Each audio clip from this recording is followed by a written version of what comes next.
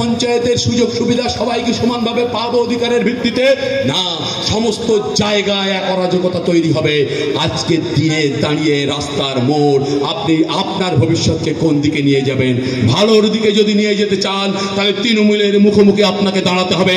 ভালোর দিকে যদি নিয়ে যেতে চান বিজেপির মুখোমুখি আপনাকে দাঁড়াতে হবে। চোখ খুলে দেখো, সারা দেশ জুড়ে লাল ঝান্ডার মিছিল শক্তিশালী হচ্ছে। বাংলার মাটিতে লাল ঝান্ডার লোকেরা যে কথা বলেছিল কয়েক বছর ধরে আজকে একটার পর একটা প্রমাণিত হচ্ছে। মমতা ব্যানার্জির জেল যাত্রা শুধু সময়ের অপেক্ষা। কিন্তু বলছি বন্ধু, আপনারা যদি চুপচাপ ঘুমিয়ে থাকেন হবে না। ওয়াকফ বিলকে আবার আগের জায়গায় আনতে হবে। একটাই পথ, পার্লামেন্টে দখল করা, পার্লামেন্টে আপনার শক্তি পাঠানো, এছাড়া দ্বিতীয় পথ নেই। পাশাপাশি কৃষি সংশোধনী আইন চিরতরে উইথড্রল করতে গেলে ওই পার্লামেন্টে পৌঁছতে হবে আপনার প্রতিনিধি। আপনার এই বিদ্যুৎ আইন, আপনার পক্ষে বিদ্যুতের অধিকার সুনিশ্চিত করার জন্য আপনার প্রতিনিধিকে পৌঁছতে হবে। শিক্ষার অধিকারকে সুনিশ্চিত করার জন্য আপনার প্রতিনিধিকে পৌঁছতে হবে। আর সেটা হবে এমনি এমনি হবে না। আমি চাইছি, আপনাদেরকে বলছি, যদি মনে করেন একটা সঠিক কঠিন সময়ের মধ্যে দাঁড়িয়ে আগামী দিন নরক যন্ত্রণা ভোগার চেয়ে আজকের দিনে দাঁড়িয়ে যুদ্ধে যাওয়া সেরা সময়, তাহলে বলবো বন্ধু, অতীদিনের সব ভুল থেকে শিক্ষা নিয়ে আসুন। আগামী 20 এপ্রিল ব্রিগেডের সমাবেশ হবে, ঐতিহাসিক গরিব মেহনতি মানুষের মহামিলনের ক্ষেত্র। সেখানে দাঁড়িয়ে কর্পোরেটদের বার্তা দেওয়া, তৃণমূল কংগ্রেস বিজেপিকে বার্তা দেওয়া, দেখো মমতা ব্যানার্জি, তোমাদেরকে আমরা ভুল করে জিতিয়েছিলাম। পার্লামেন্টে বসে তোমরা আমাদের মুখে ঠোকর মেরে আমাদের চোখে ঠোকর মারার ব্যবস্থা করেছো। আমরা বুঝতে যদি পারি তাহলে বলতে হবে আমরা আজ একতাবদ্ধ হই। আমাদের সমস্ত শ্রেণীগত লড়াইকে সংক্ষিপ্ত করে এক জায়গায় এনে পাই লড়াইটা সংগঠিত করে 26 সালের নির্বাচন আছে।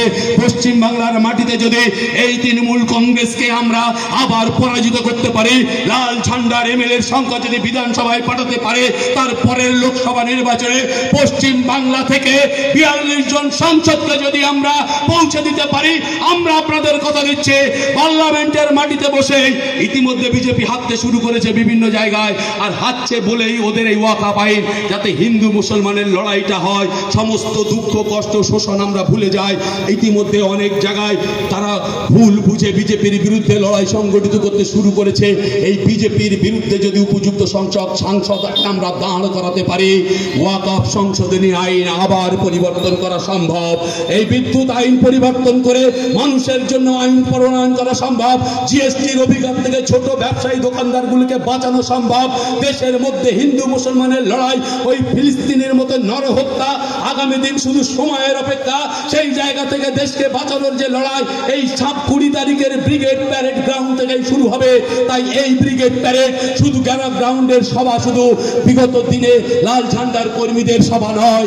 এই ব্রিগেড প্যারেড গ্রাউন্ডের সভা, তৃণমূল করাও গরিব সাধারণ মানুষের সভা, বিজেপি করাও গরিব সাধারণ মানুষের সভা।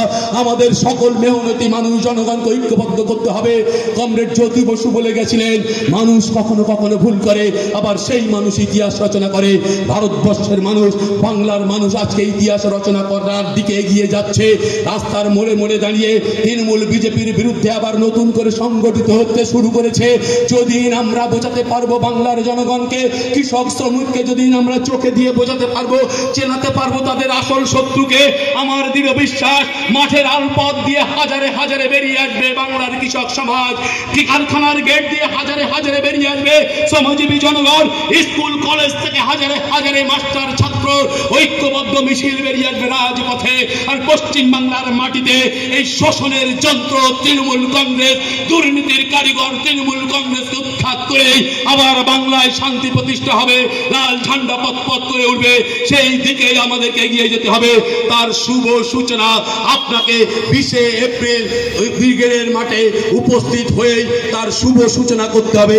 এ লড়াই আমার, এ লড়াই বাংলার গরিব মেহনতি মানুষের, এ লড়াই বাংলার শান্তিপ্রিয় সাধারণ মানুষের। তাই বলবো বন্ধু, সেই ব্রিগেডের লড়াইতে আপনি উপস্থিত হন। সমস্ত রকম কাজকে একদিন ছুটি রেখে সমস্ত রকম মানুষ পায়ে পায়ে ধুলিয়ে ধুলো 20 তারিখ ব্রিগেড চলো, এই স্লোগানে আপনারা আসুন। নিশ্চিতভাবে আমাদের ভারতবর্ষের আকাশ, পশ্চিম বাংলার আকাশ আবার শান্তিতে ভরে যাবে। এই কথা বলেই আমার কথা শেষ করছি। ইনকলাব জিন্দাবাদ, ভারতের কমিউনিস্ট পার্টি মার্ক্সবাদী জিন্দাবাদ, ডিওয়াইএফআই জিন্দাবাদ, দেশের মেহনতি মানুষের ঐক্য জিন্দাবাদ। ধন্যবাদ।